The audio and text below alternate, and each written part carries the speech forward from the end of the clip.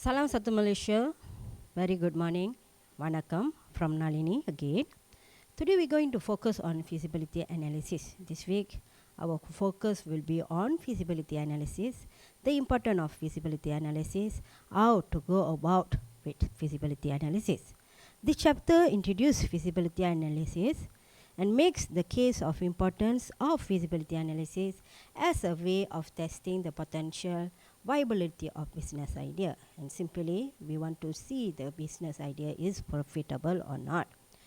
The chapter also will focus proper time to complete a feasibility analysis is after opportunity recognition but before the completion of business plan. The value of completing a concept statement also will be discussed. What is concept statement? Concept statement is one-page description of a business idea which an entrepreneur uses to solicit feedback about the potential viability of the idea. The 4 stages of feasibility analysis will be introduced, including product or service feasibility, industry or target market feasibility, organizational feasibility, and financial feasibility. The major issues to consider in each stage of feasibility analysis are introduced and discussed as well. Feasibility analysis is the process of determining if a business idea is viable or profitable. As a preliminary evaluation of business idea, a feasibility analysis is completed to determine if an idea is worth pursuing and to screen ideas before spending resources on them.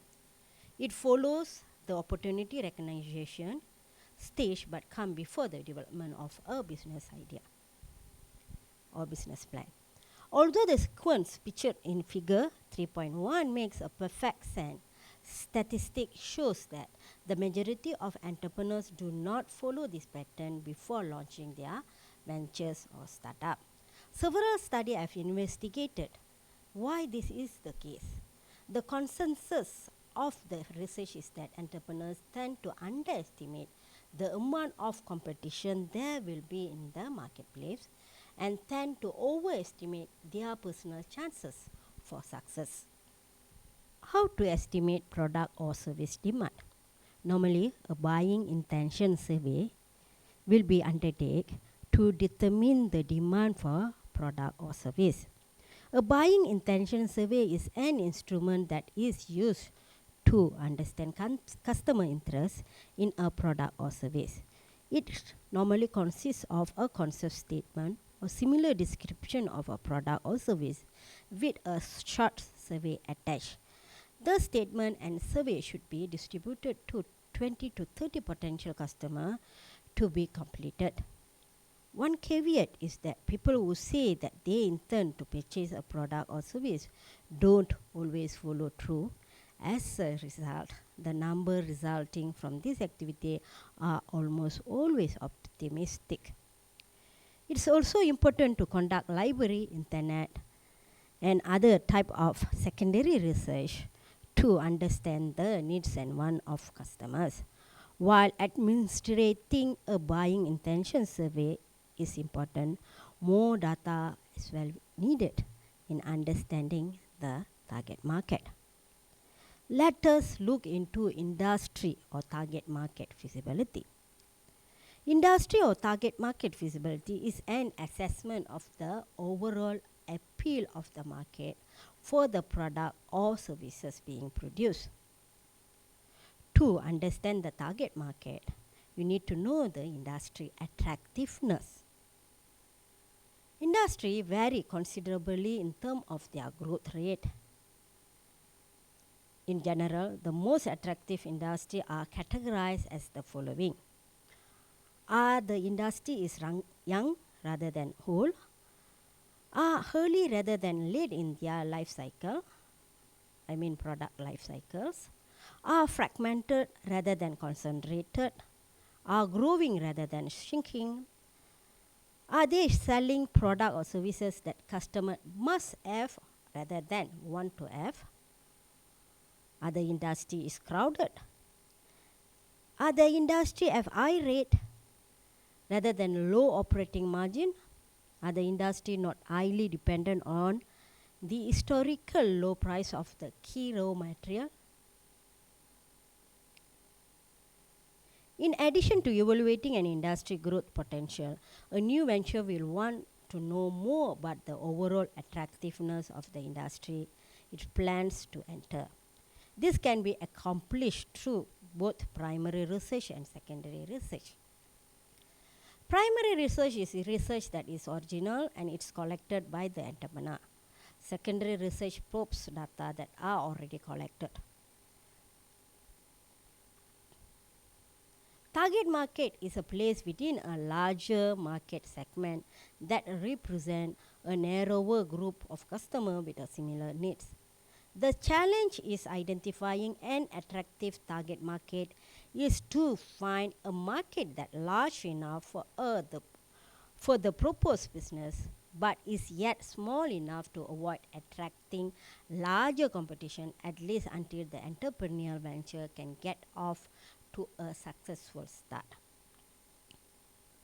The sources of information to mine and tap are not as transparent when investigating target market attractiveness opposed to industry attractiveness.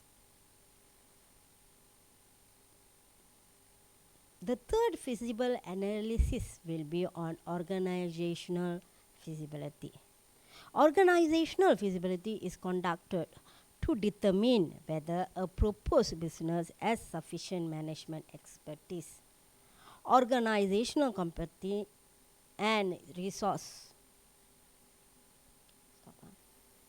Guys, I really hope you are not bored yet. Let us look into organizational feasibility analysis. Here, two main elements that we need to take into account. First is about your management team. Second, what type of resources available for you to start up your ventures. Okay, when talk about team, we need to analyze our team. What are their strengths? What are their uniqueness that you can use into start your business? You need to know about their strength. You need to know about their competence, so that when you starting your venture, that strength and that competence can be used as an asset to start your venture. And you need to look into the resources that are available, or the resources is sufficient for you to start your venture or not. By doing so, you will determine whether the potential new venture has sufficient resources to move forward to successfully develop a product or service idea. The focus in organizational feasibility analysis should be on non-financial resources. In that, financial feasibility is considered separately. The last segment on feasibility analysis will be your financial feasibility analysis. Financial feasibility analysis is the final stage of analysis. The first, you should refer to the total cash needed to prepare the business to make its first sale. An actual budget should be prepared that lists all the anticipated capital purchase and operating expenses needed to generate the first ringgit Malaysia in revenues. The financial feasibility analysis should state specifically where the money will come from to fund the venture's startup costs. The second component of financial feasibility analysis is estimating a proposed startup's potential financial performance by comparing it to similar or already established businesses. Obviously, this number will result in approximate rather than exact number or exact figure. There are several ways of doing this, all of each involve a little ethical detective work. A number of other factors are associated with evaluating the financial attractiveness of a proposed venture. Typically, these evaluations are based primarily on a venture's projected financial rate of return at the macro level. the following factors should be considered to determine whether the projected return is adequate to justify the launch of the business. So, before you launch any type of business, whether it's product or services, you should know the amount of capital needed to be invested, the amount of time required to earn the return, the risks assumed in launching the business, the existing alternatives for the money being invested, the existing alternative for the entrepreneur's time and effort. Opportunities demanding substantial capital, requiring long period of time to mature, and having a lot of risks involved make a little sense unless they provide a high rate of return. A number of other financial factors are associated with promising business opportunities, and you can see the example in the main reference book. Student, that is all about feasibility analysis. So just to sum up, we got 4 types of feasibility analysis: product or service feasibility analysis, organizational feasibility analysis, a financial feasibility analysis, and industry feasibility analysis.